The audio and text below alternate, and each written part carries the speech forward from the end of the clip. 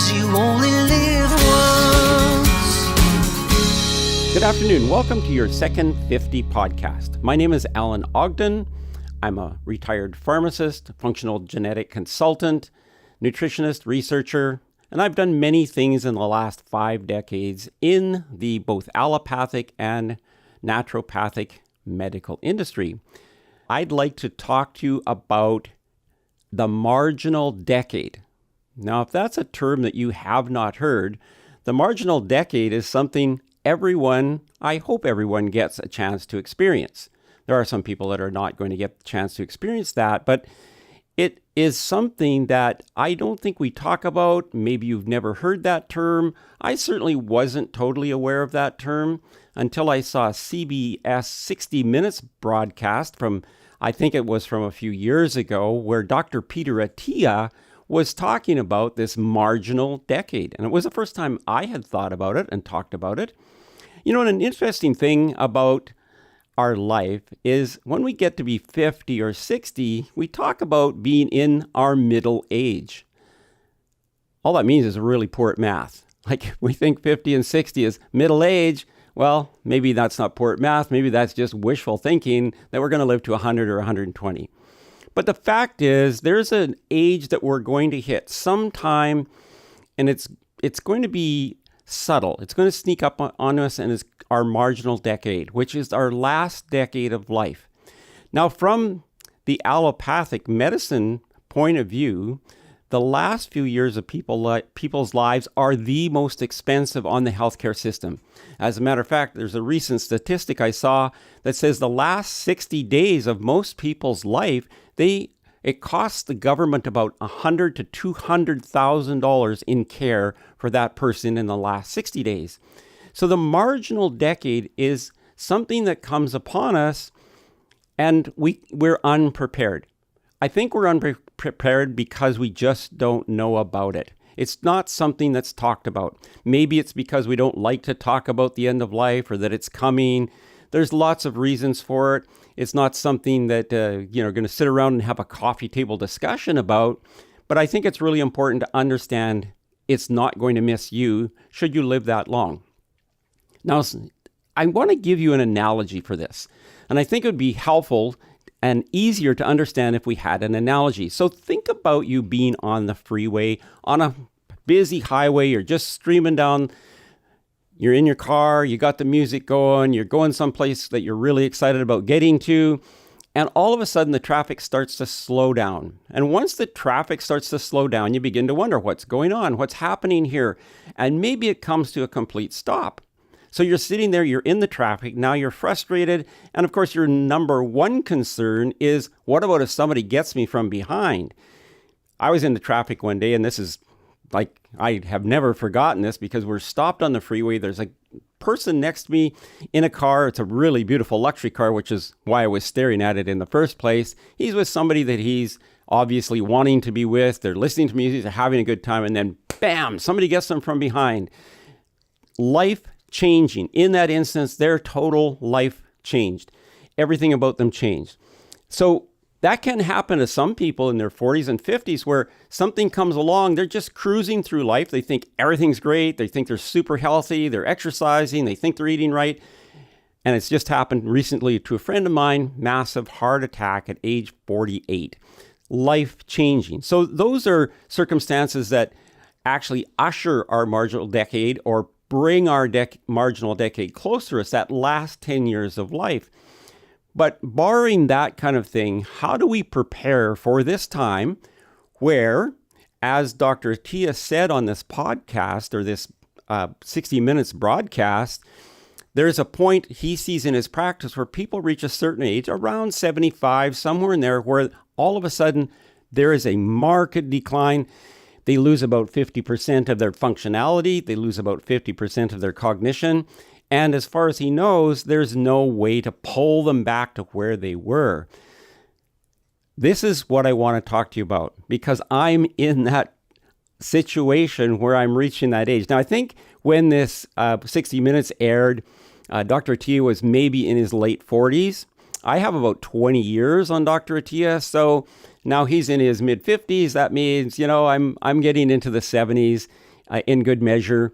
And so when he said 75, it really stuck in my mind, like, wow, that's really close. I'm not that far away from 75, where this predictable, at least in his practice, he says this predictable decline happens and you lose functionality.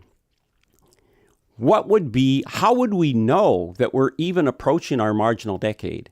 Well, there are subtle symptoms. There are subtle things we can test. One is our balance. One of the first things that we would notice is that we're starting into our maybe marginal decade, which could be 10 or 15 years, but let's say it's 10. Marginal decade is we don't feel like we can balance. We don't feel comfortable when we're walking. Maybe we're a little afraid to walk. Maybe we're a little more afraid to walk when it's wet outside or if there's snow. We feel like, what would happen? I feel like I might fall. And these are all signs of a disconnect between our spatial ability in our brain and our muscle, and they're not communicating as fast as they used to communicate. Or maybe we notice that our writing has changed. So if we're writing something, I'm left-handed. I actually write a lot because there's something called the reticular activating system. If you don't know this is the nerve endings in your finger. When you're holding a pen, and many people don't hold a pen any longer, they do everything on a keyboard, which is not the same. When we hold a pen and we're actually moving our hand like this, it triggers this RAS, reticular activating system, which is a connection between our eye, our fingers, and our brain. And the optic nerve goes right into the center of our brain. So one of the first things you might notice is you don't want to write, or you don't write like you used to write, or you can't sign your name like you used to sign your name. If you're somebody who's been signing your name on a lot of things over the years, and you go to sign your name and all of a sudden it just doesn't work the same, that's a sign that there's some decline coming and you're definitely approaching that marginal decade. Other things that are more tragic is if you fall. So often people have a fall and that thrusts them into this marginal decade. A fall is very interesting from a statistical point of view. When we look at falling, people that fall in their 70s have about a 30% chance of it being fatal. And that goes up as our age goes up. Actually, falling is the leading cause of death in the elderly population. That's a very interesting statistic. We would think it's cancer, or we would think it's heart disease or something else, when it's actually falling. So if we fall, if we're 65 years old and we fall, or if we're 70 some years old and we fall, we are definitely, this is a big sign that we are approaching our marginal decade. So there are signs and symptoms. Maybe somebody says to us, oh gosh, you know what? You told me that story just a little while ago. You're repeating yourself. These are all signs that things are starting to not coordinate like they used to between our brain and our body and our memory. So these are just the signs and symptoms. And I think we take a lot of these things for granted. We say to ourselves, well, yeah, there's no point in there's no point in remembering people's names like you used to. Like, I'm going to meet this person once. I'm at an event. I'm going to meet them once. I didn't remember their name. What's the big deal? Well, the big deal is you used to remember people's names quite well, or most people used to remember names quite well. And this is another sign when or common things. We can't find the person's name that we're standing in front of that we've known for many years, and all of a sudden it's just a blank.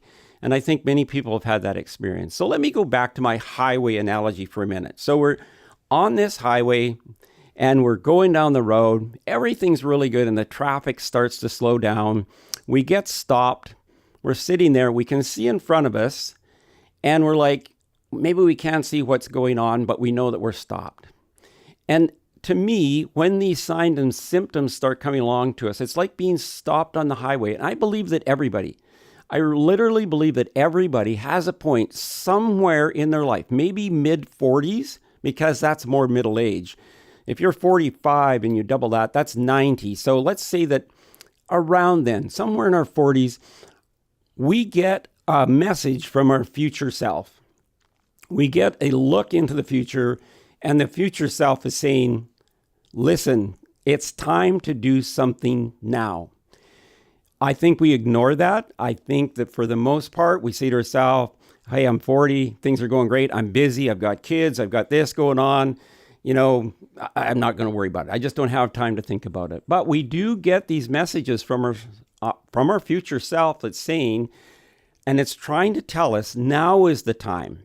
So prevention is way better than treatment or recovery.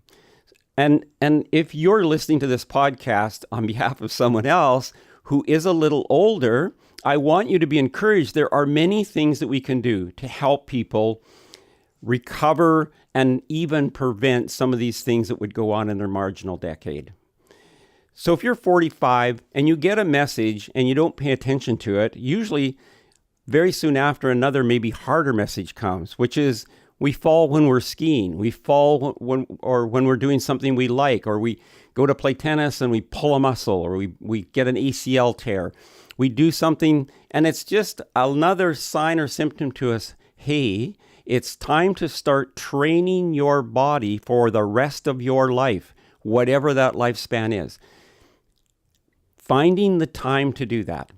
Because if we don't find the time to do that, then we're going to have to find the time for being ill, being immobilized, being under care, recovery, repair, therapy, all of these kinds of things, and they're in the future. And when I'm talking to people about this, everybody tells me about their either, Auntie Olive or their Uncle Bill.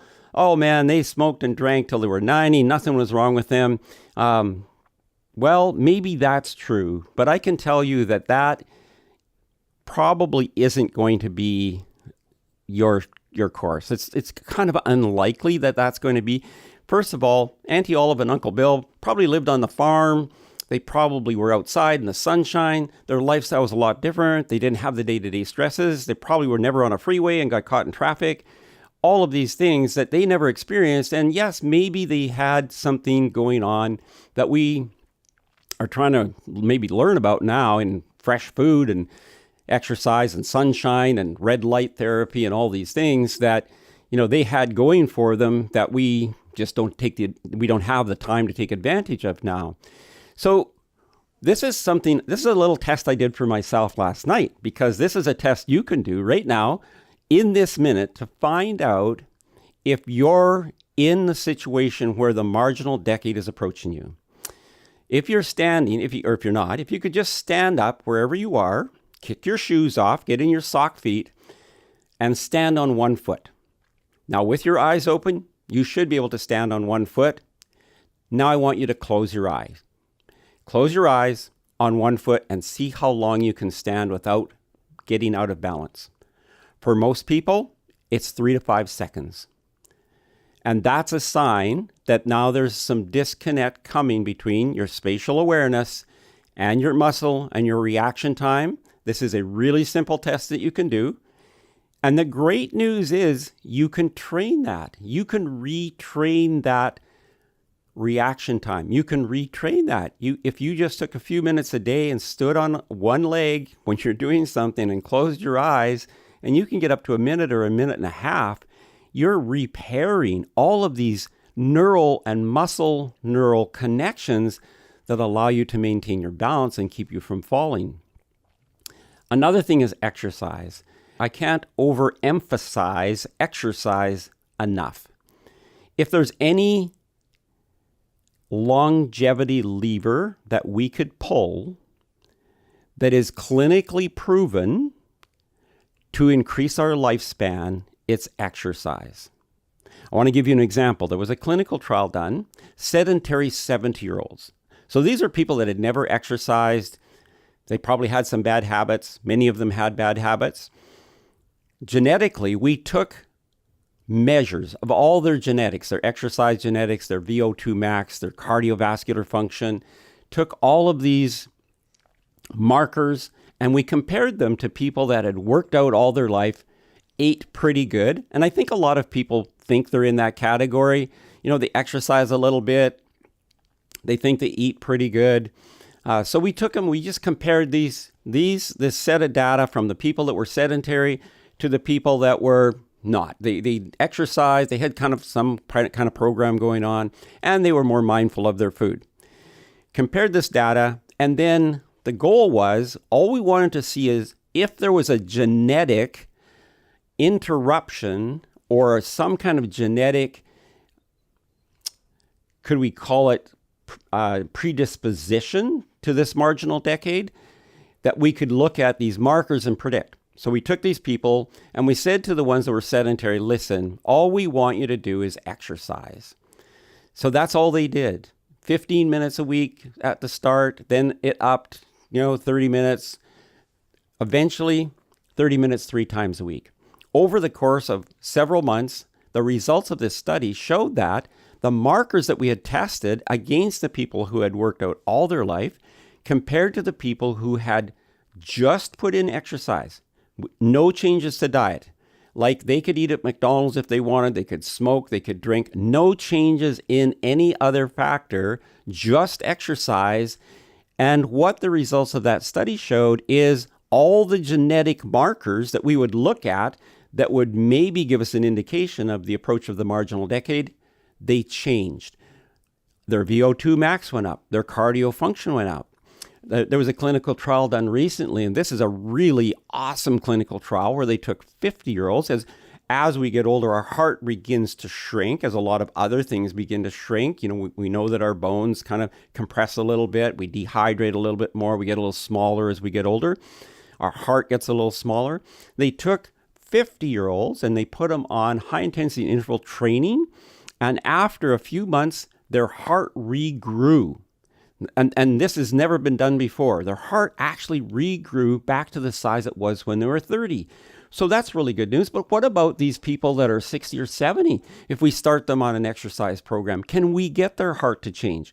Now, the data is not as clear. There is some confusing data. But overall, if we do that with somebody who's, let's say, been reasonable, some kind of reasonable activity, they haven't been totally sedentary, there's been some kind of reasonable activity, there is great indication that we can regrow their heart to the extent we don't know yet. That's just trials that are going on right now. But there is some response to the heart growth as well.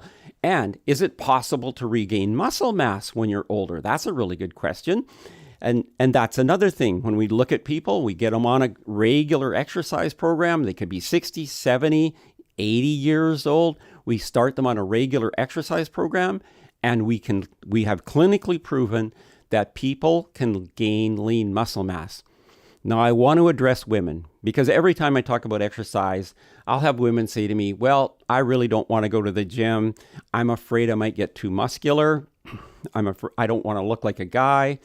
And I want to just assure you that unless you do something out of the ordinary, or you have some kind of inordinary genetics, you are not going to look like a guy. You can safely go to the gym, you can exercise, and you can maintain your lean muscle mass. You can build lean muscle mass. And literally, it does not matter what age you start at. This is something that is in our genetics, the epigenetics of the genes that control our muscles, our flexibility, our oxygen uptake are all trainable. If we were really, really active when we were young, and then we had a period where we couldn't be active, amazingly, our genes somehow have some memory of that, and they will actually adapt even faster when we challenge them when we're older. So there's so much good news about this marginal decade. There's so many things we could do, little exercises we could do. What I want you to think about is pretend now you're in that traffic and you're stopped and you get this view ahead. And in life, we have a view ahead. We've had parents, we've had grandparents, we've had aunts and uncles. We've had people around us that have gone down the road before. Now, excluding Billy and Olive, the majority of those people, we can look at their life and pretty accurately predict what our life is going to be like if we don't do anything, or if we continue in the pattern that our family has adopted. My family is a terrific example of this. I'm from 4 boys. I had 2 elder brothers. They passed away within a few months of each other, both from the complications of diabetes. Interesting thing about that was the oldest one was never diagnosed as a diabetic, and the other one was finally diagnosed as a diabetic.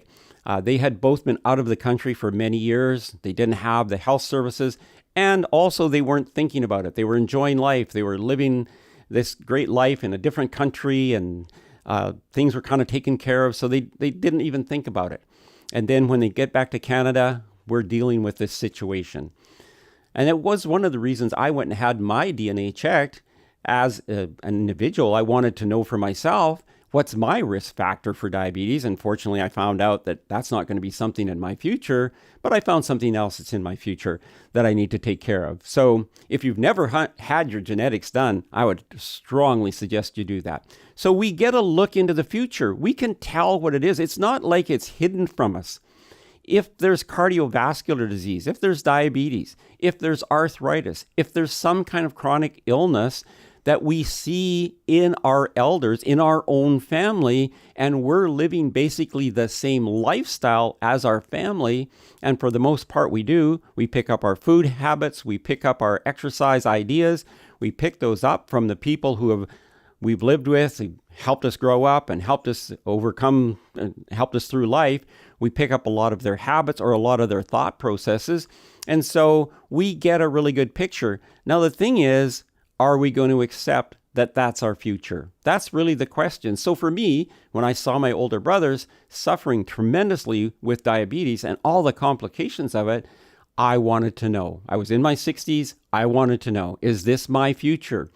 And you can find that out. That's the good news. And by the way, if I can just put in a plug for the documentary that's coming out, Your Second 50, which is now screening in certain locations in the United States. It's going to be screening in Canada early in 2026. This is a tremendous look into all the things that are available to people who want to pursue them that will help you really enjoy your future life. And maybe push off this marginal decade. Maybe that 75 number isn't real for you. Maybe it's later on in life. Unfortunately, we are all going to have a marginal decade. We all are all going to have the last 10 years of our life, which we're going to know basically when it kind of comes to an end. But if we can enjoy those that's my goal is, I want to separate the idea of illness and age being connected. If you think about allopathic medicine, how allopathic medicine and our culture accepts allopathic medicine is you go to the doctor at 50 because you have a sore knee or you have an ache or pain, and their reaction to that is, well, you're 50. See, because you're already past middle age. At 50, you're already past middle age. So their thinking is, well, here you are. What do you expect? You're 50, time's kind of catching up to you. It's worse when you're 60 or 70 and you have a complaint about something. They just don't even know what to do about it except write you a prescription, maybe for a pain medication, maybe for a heart medication, maybe for some medication, maybe send you for some physiotherapy. But their toolbox is very limited.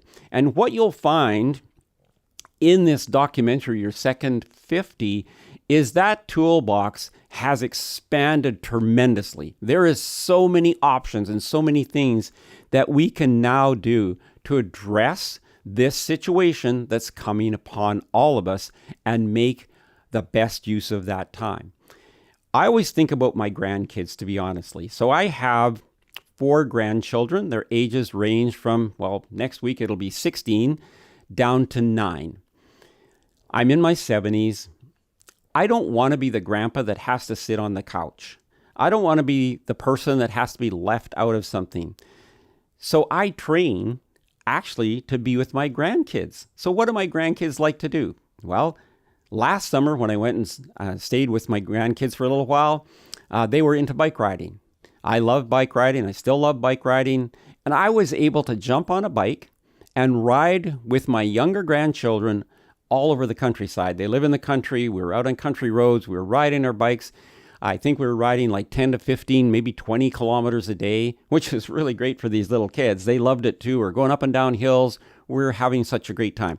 We get back from that. They're not tired.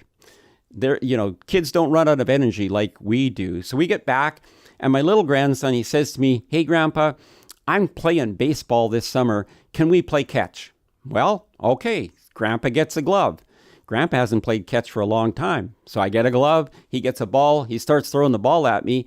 And to his credit, he's not giving me any space. He's not giving me any, oh, good, I'm playing with my grandpa. Maybe I should throw the ball a little slower. No, that's not happening. He's throwing it as hard as he can. And I'm catching it and throwing it back to him. And what the really cool thing is he was so amazed at it. He was like, "Grandpa, you can catch the ball. You can throw the ball." And then he set up his batting. He's got a batting cage and a pitching machine. He set this up, and we're like, "Okay, Grandpa, can you hit the ball?" And I'm out there, "Hey, yes, I can. I can still hit the ball." By the way, I can hit right-handed or left-handed, which really confused him, and which was a lot of fun. But it was just so much fun as a grandpa, because I know his other grandpa, when he comes, he's confined to the couch. He's a severe diabetic. He's overweight.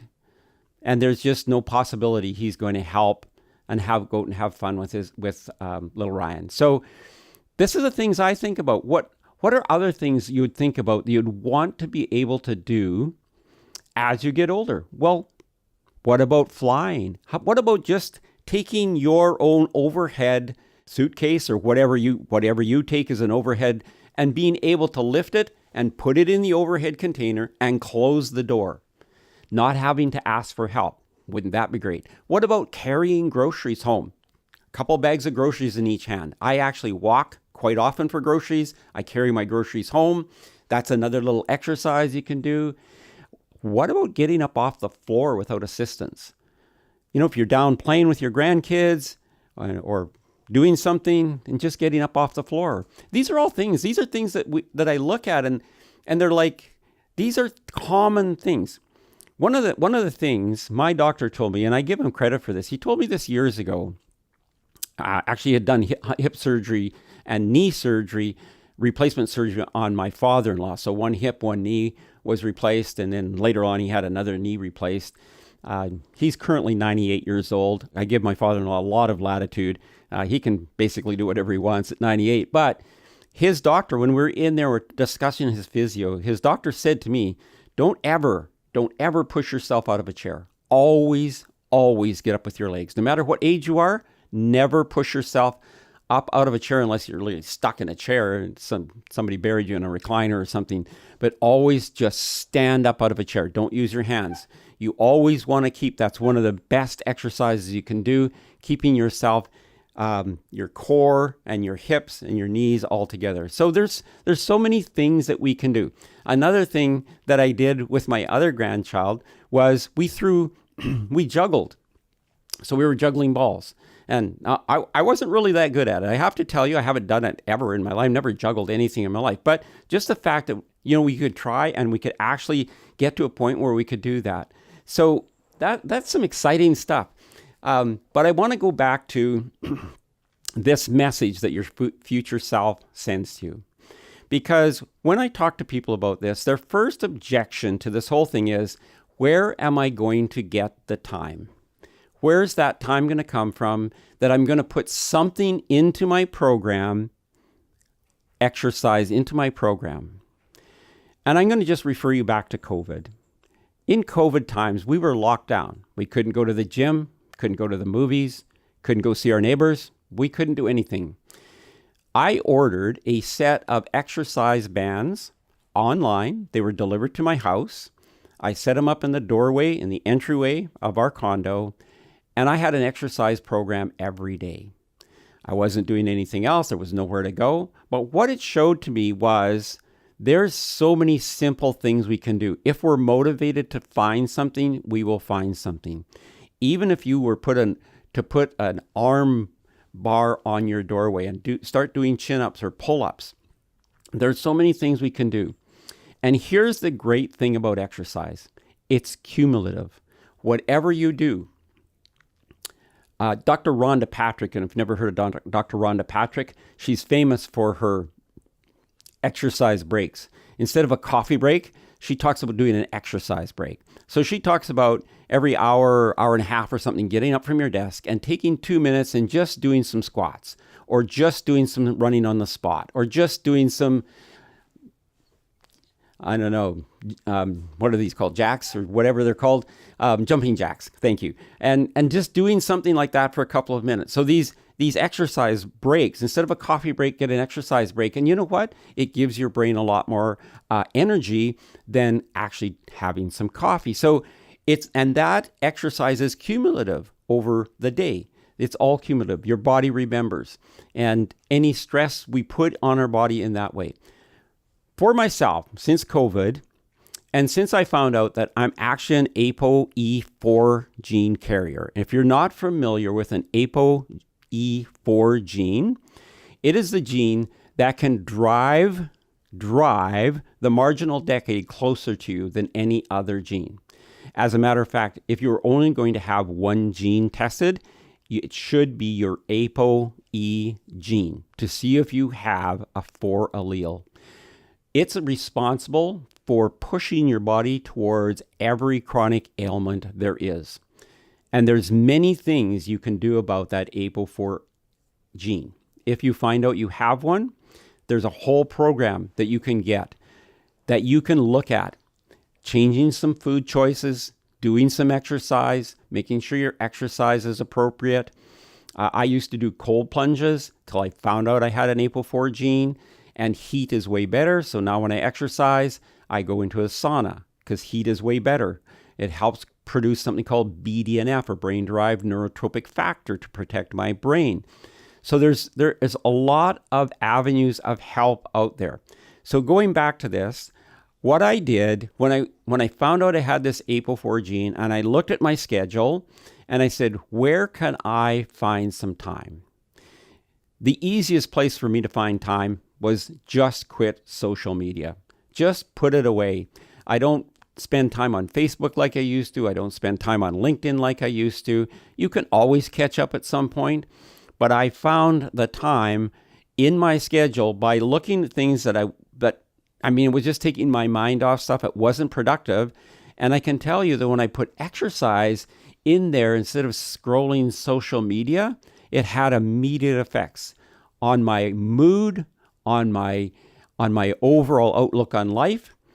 And just one little thing that I just discovered is how much lean muscle mass I've built in the last year and how much visceral body fat I've lost. That was not my goal. I didn't set that out as a goal, but that's just as a result of the consistency of the exercise. And all that has done for me is literally maybe push this marginal decade a little further down the road. So I had the signs. I was stuck in the traffic. I was stuck behind a couple of brothers that their prognosis was not good. Their outlook for a long life was not good. And I took that as a sign for myself. So the signs are there. It's like an engine warning light coming on. I'm sure you can think of a time in your life when you will remember you were doing something and you went, you know what? I think I should do more. I think I should exercise. I think I should just move. I should do more than I'm doing. And then it usually gets brushed off with, well, I'm really busy. I've got the kids. I've got this to do, that to do, and that to do. And I understand that. I really do understand that. I had 3 drugstores. I had a couple hundred staff. It was busy time. But in that time, I would run. I would just go out on the road and run. I needed that break. And back in those days, we didn't have as good cell service, so I could get away from the cell phone. I could get away from a lot of things. But if you're motivated, you'll find the time. So what's to motivate us? What is the ultimate thing to motivate us? Well, one of the things I'll say is if you get the chance to really view your second 50, you will be motivated by the results that you're seeing people get with all of these new technologies that are coming out. And I think that's something people have dreamed about, that someday there's going to be technologies that can repair some of the damage that we've done. And certainly those are things. But what else would motivate us? Well, if you have little kids and you're a little older, let the kids be your motivation. I heard Dr. Peter Attia talk about that. He's got 2 little kids. He's in his 50s. He's got 2 young kids. He's like, I got to be here for them. I got to be around for them. I need to do this. I got to be around for them. My grandchildren are very motivating to me. I want to be around for them.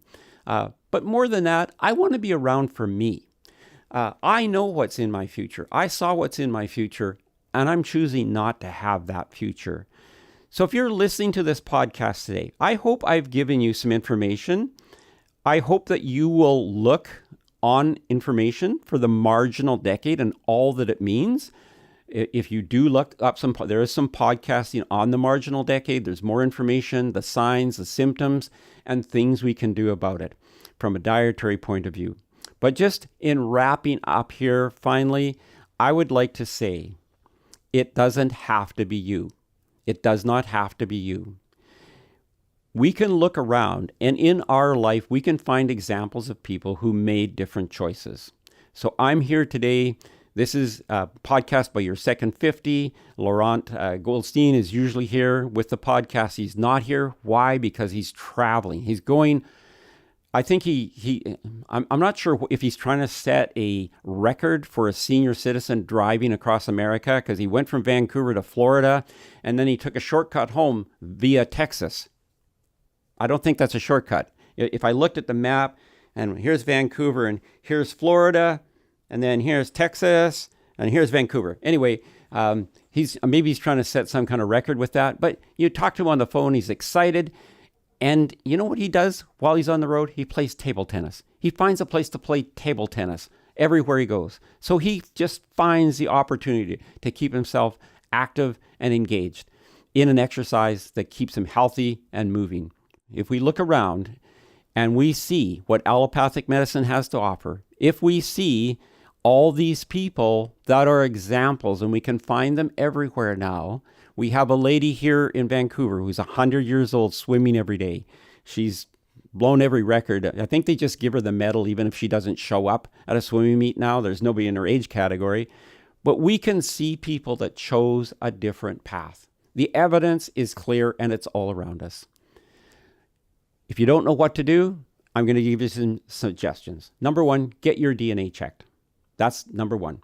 Number two, have a real thorough physical exam. Test everything they'll test for you. Get a bone scan. Get a DEXA scan. Get all the information that you can that's available to you at minimal cost. The bone scan here we can get in British Columbia. We don't have to pay for that. It's covered under our health plan. You can get a bone scan. There's many things that you can do to find out where you're at now. And then you can take that data and say, okay, with this data, how do I train for the future? I want to encourage everyone to do this. I'm on this trail with you. I'm going to be doing more podcasts. I'm going to be talking about more and more. I would love it if you would journey with me, if you would journey with Laurent. Look for that Second 50 documentary coming your way soon, so you can see all the things that are coming available to us as choices that we can make outside of allopathic medicine. And let's join together, push that marginal decade as far down the highway as we possibly can, but join in as a community supporting one another to make our Second 50 the best that we can. So this is Alan Ogden. I've really enjoyed my time here. Hopefully there's some great information for you, and we'll look forward to talking to you again soon. Bye for now. 'Cause you only live once.